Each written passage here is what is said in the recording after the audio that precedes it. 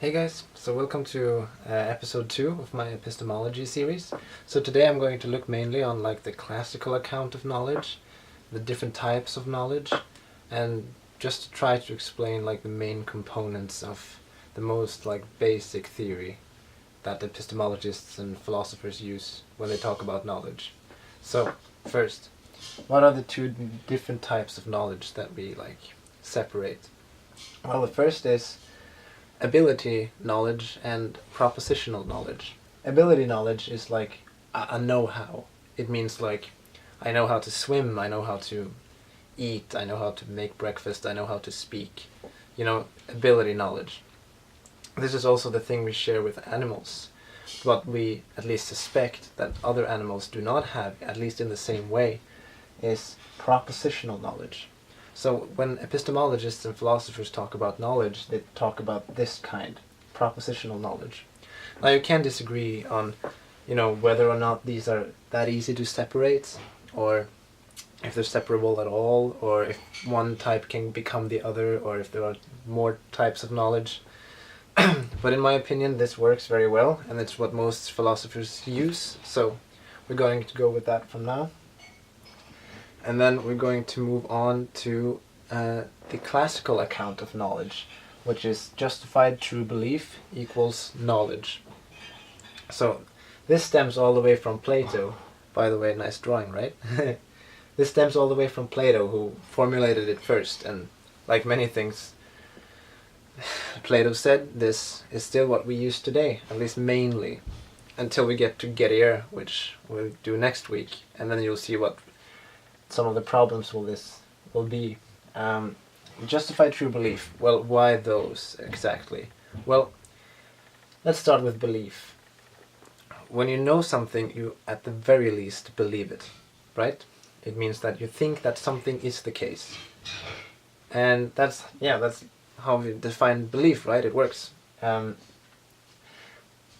unlike belief, knowledge has to be true.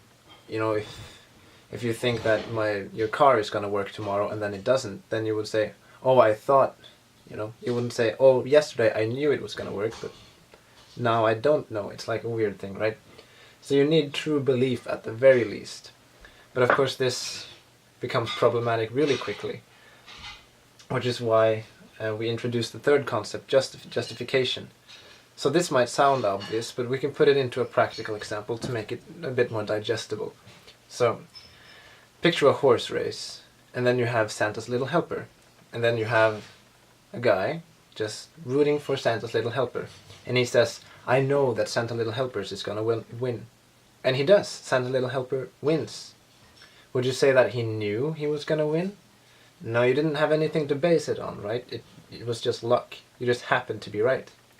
And then picture a mafia boss on that same race who has somehow sabotaged all the other horses so that Santa Little Helpers was the one who was going to win.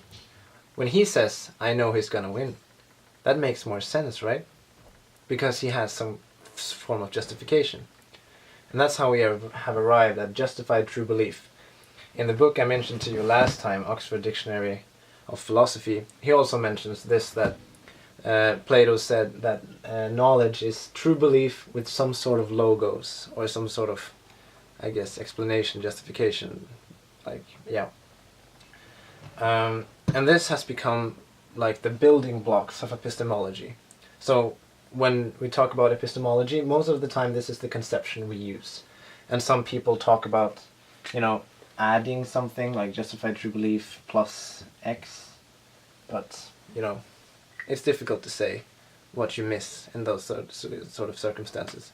So we'll get into the problem with this conceptualization in the next episode, and we'll look at Gettier. By the way, if you're interested in where I get this material from, it's mostly from Duncan Pritchard's What is this thing called knowledge? It's been really good so far. It's easy to read and you understand it fairly simple, and he goes through things one by one. So, helpful book. Also a note on truth, because many of these conceptions are very difficult, right? What is belief? Well, it's simple. Someone thinks something is the case, right? But true true gets very tricky very quickly.